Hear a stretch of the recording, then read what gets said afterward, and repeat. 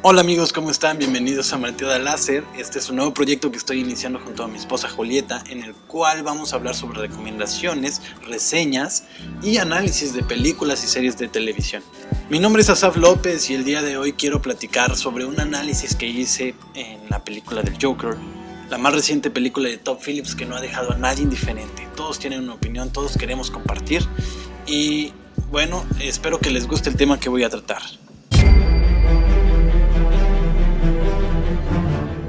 La narrativa lo es todo. Tiene el poder de cambiar la dirección de nuestro pensamiento. Podemos odiar a alguien y juzgarlo por sus acciones, pero si la historia nos es contada con cierta forma o cierta perspectiva, podemos cambiar ese pensamiento por todo un abanico de emociones, desde la lástima hasta la empatía, incluso llegar al amor, y tras este cambio, justificar los actos que no hace mucho estaríamos juzgando con rigor. Ciertamente, la clave es mantenerse crítico ante todo. Joker es la nueva película de Todd Phillips, quien se hace a un lado de la comedia, bajo excusas que encuentro bastante pobres de argumento. El decir, ya todo mundo se ofende, ya no se puede hacer comedia como antes, me parece algo demasiado tonto. Pero bueno, lo hace para entrar de lleno al territorio peligroso del subgénero de los superhéroes, con tónica más oscura y dramática que no ha dejado a nadie indiferente. Esta es la historia de un villano, uno de los antagonistas de mayor peso en la historia de los cómics, el cine y la televisión. Un personaje cuyo principal motor es la locura, el deseo del caos, la humanidad sin ataduras morales, el ello.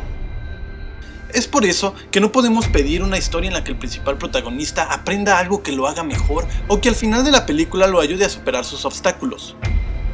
Esta es una historia de decadencia, una espiral vertiginosa hacia el abismo, un descenso a las profundidades más oscuras del pensamiento humano y a los más bajos instintos. Por ello, esta historia debe de ser juzgada como tal. Joker, dentro de su narrativa, encuentra espacio para hacer crítica social a cómo la sociedad lidia con la discapacidad y los desórdenes mentales. Lo peor de una enfermedad mental es que la gente quiere que actúes como si no tuvieras una. Todo es tan sencillo como la falta de empatía, la incapacidad de ponerte en los zapatos del otro, incluso de imaginar cómo sería despertar todos los días así, o bien pasar a la mofa, a la risa fácil y rápida sobre aquellos quienes al ser vistos hacia abajo se convierten en presas fáciles de la burla. Y por favor, es obvio que Joker no es el mejor ejemplo de un enfermo mental, es un delincuente que borra la línea de lo que está bien de lo que está mal. Y lo sabemos, sabemos que no todas las personas con problemas de salud mental se convierten en asesinos. Su caso es probable, pero remotamente. Y sin embargo, la película hará que empatices con él. ¿Y esto está mal? Escrita por Todd Phillips y Scott Silver, es importante saber de dónde viene la inspiración para tal historia, siendo The Man Who Loves de 1928, Taxi Driver de 1976 y The King of Comedy de 1982 su material de apoyo más reconocible en el mundo del celuloide. Sin embargo, esta ficción encuentra más inspiración en el mundo real de lo que crees, como lo es el caso de la matanza a disparos a 4 jóvenes afroamericanos a manos de Bernard Goetz en el metro de Nueva York de 1984. Los hechos se dieron de manera muy similar a la película. Goetz vació su pistola en los 4 jóvenes afroamericanos. La policía no tenía sospechosos pero lo empezaron a tratar como un homicidio. Esto cambió cuando Goetz se entregó y la gente lo empezó a llamar el vigilante del metro, pues él asegura que se estaba defendiendo de un asalto. Este hecho cambió la narrativa del caso y la narrativa a su vez cambió la opinión pública. La gente empezó a empatizar con él y a justificar el asesinato de los jóvenes. Más adelante, durante el juicio, se descubrió que el accionar de Goetz fue motivado por problemas raciales, apoyados por declaraciones racistas que en ocasiones rayaban en lo obsceno y lo violento. Una vez más, la narrativa cambia y la opinión también lo hace. Una aproximación muy interesante que hace el autor en su obra es la que tiene hacia el personaje de Thomas Wayne, el siempre bueno y honrado padre de Bruce, una figura inamovible de pulcritud a lo largo y ancho del Lord de Batman. Sin embargo, aquí tiene una representación más cruda y real de lo que pudo haber sido, como integrante de la clase social del 1%, como político, como un hombre alejado de los problemas del pueblo a quienes tanto le insiste en poder salvar y al mismo tiempo pisotea con sus declaraciones en prensa. Nuevamente, la narrativa del personaje nos hace ver una faceta que al menos yo no me imaginaba y que al mismo tiempo hace mucho sentido. La trama de la cinta se hace más profunda y complicada cuando descubrimos la posibilidad de que Thomas sea el padre de Arthur, y poco a poco nos va introduciendo en un juego de perspectivas y realidades del cual se encargaron de que no saliéramos fácilmente, pues no tiene una respuesta clara y depende del espectador efectuar sus propias conclusiones.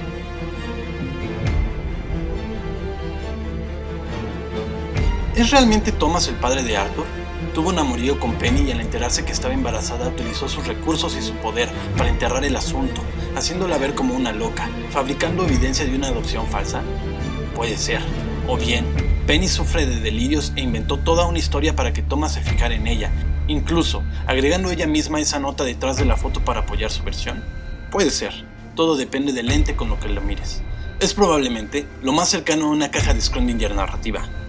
Vamos al plato principal de mi análisis. La forma en que está contada esta película tiene truco, maña, busca que nos replanteemos cómo reaccionamos a las narrativas que nos presentan.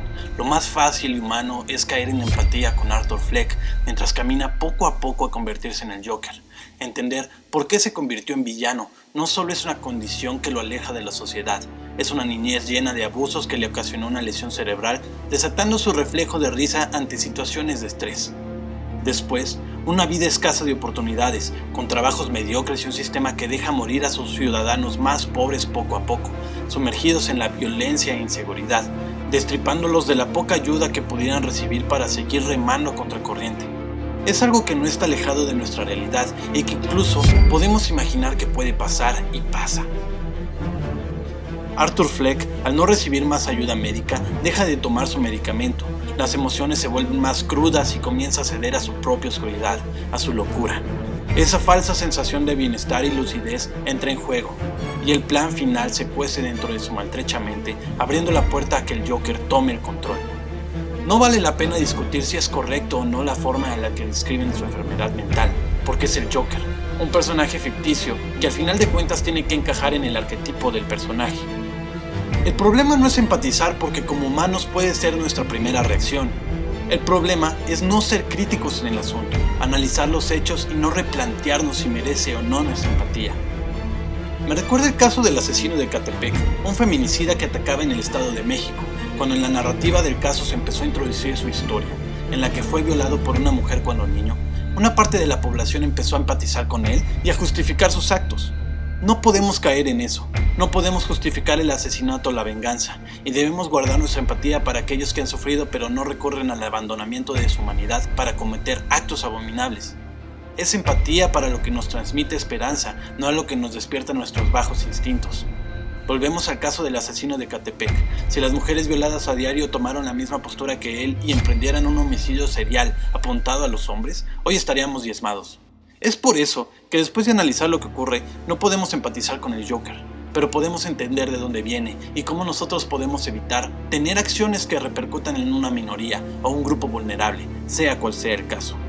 Aunque Todd Phillips no es de mi total agrado, reconozco que entrega una gran película que funciona tanto para el espectador casual como para el que gusta de desentrañar sus subtramas y discursos intrínsecos. Excelente en cada aspecto técnico, musical, sonorización, cinematografía y un Joaquín Phoenix que llena por completo los zapatos de un personaje difícil, el cual siempre ha sido parte del escrutinio público cuando a llevarlo a la pantalla grande se trata.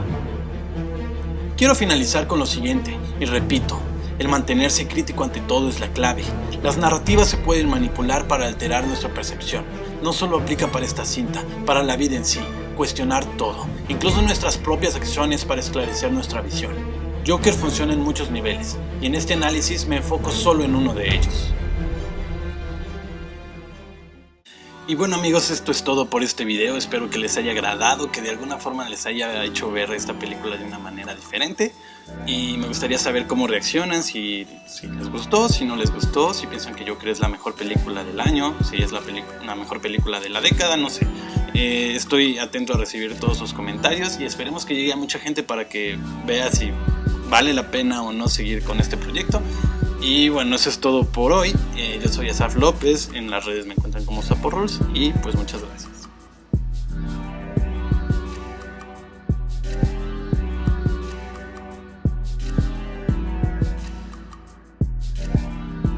Ay, hace mucho calor.